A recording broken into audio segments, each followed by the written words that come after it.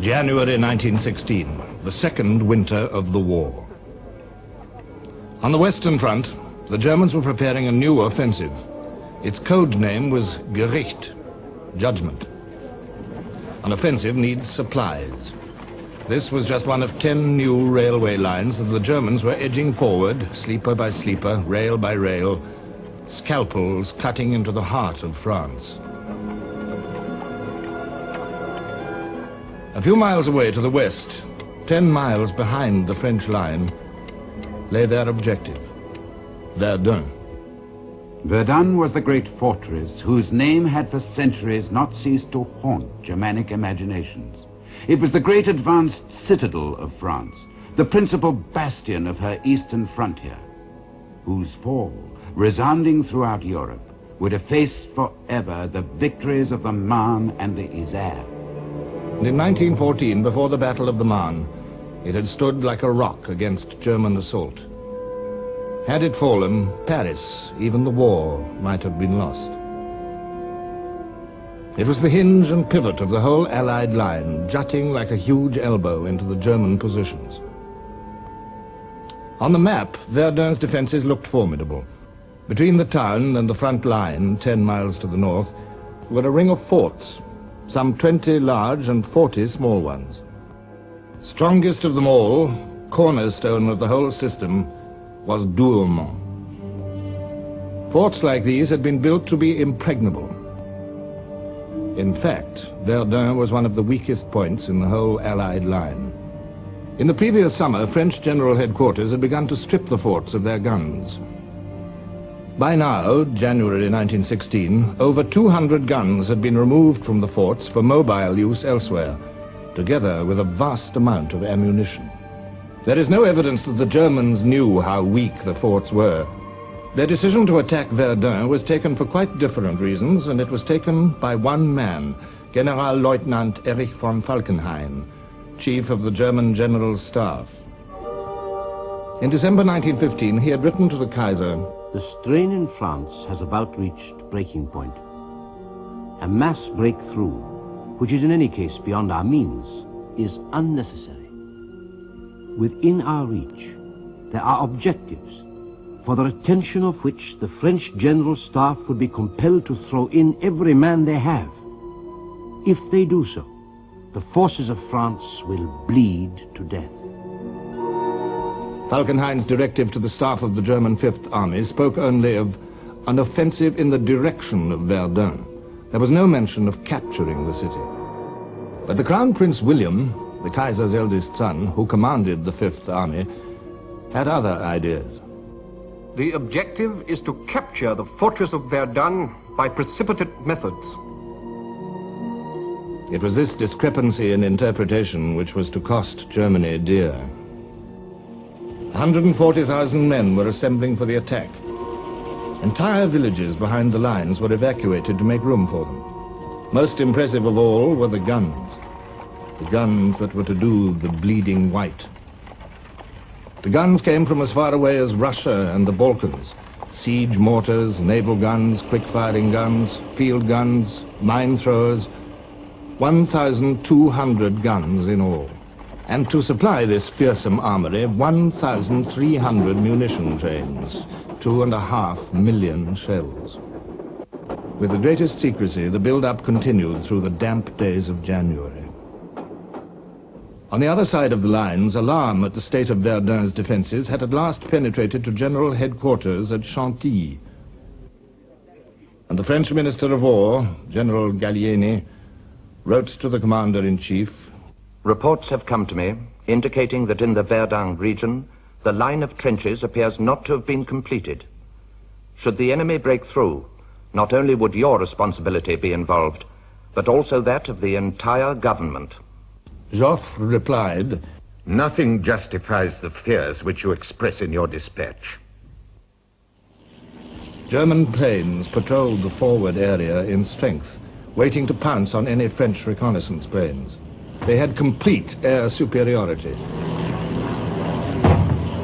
They had assembled the greatest concentration of air power ever employed in war so far. 168 planes at Verdun.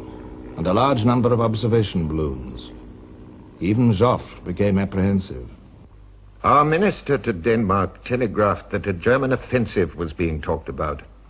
This was immediately confirmed by news from Switzerland of the concentration of 400,000 men in the region of Verdun. A regiment of engineers was immediately sent to Verdun to strengthen the defenses on the east bank. Time was running out. German deserters were crossing the lines in ever-increasing numbers with stories that all leave had been cancelled, that something terrible was about to happen. Men, and still more men, marching towards Verdun. They were old hands, these men. Old hands of 25 or 30, many already wounded in action, toughened by 2 years of war. Westphalians from Münster, Düsseldorf, and the Ruhr. Men from Hesse, descendants of those who had fought as mercenaries against Napoleon and for him. Brandenburgers from Berlin, one of the elite units of the German army. 3 of the crack army corps of the German army, 72 battalions.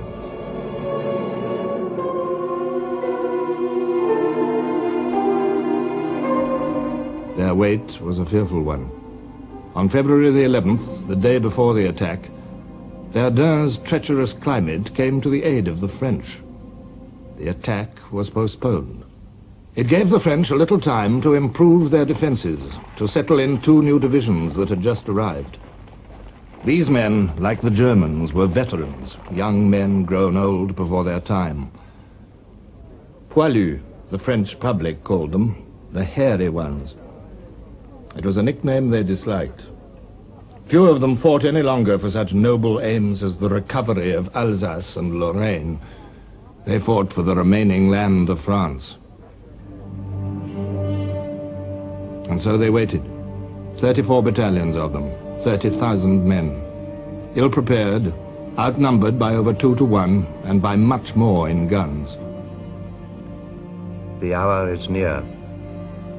In our wood, the front trenches will be taken in the first minutes. My poor battalion, spared until now.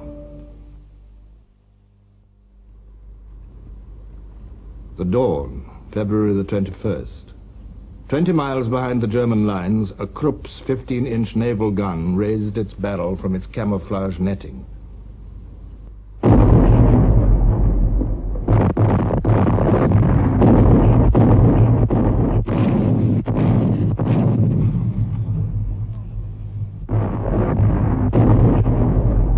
For 3 hours, the German heavy guns ranged on Verdun itself. At 7 in the morning, the bombardment switched to the French lines. 1 heavy battery to every 150 yards of trench, and to the roads leading up to them. Gun after gun joined in, 1,000 in all firing onto 6 miles of the French front. To the French, cowering in the woods of the East Bank, the air seemed solid with whirling fragments. The shells appear like great ghosts, axing the trunks, mangling the branches into hanging shreds.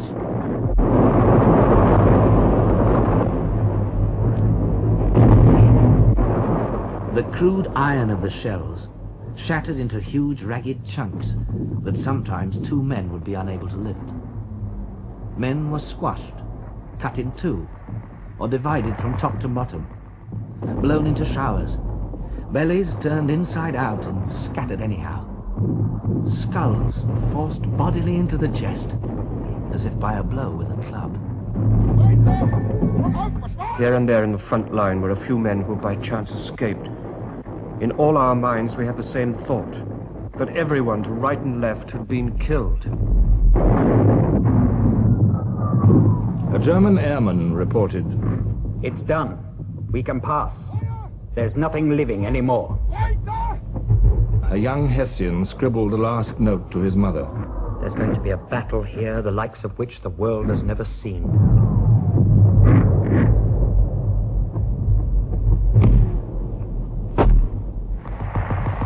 The Germans had 8 miles to go. Their fighting patrols slipped forward like a dentist's probe.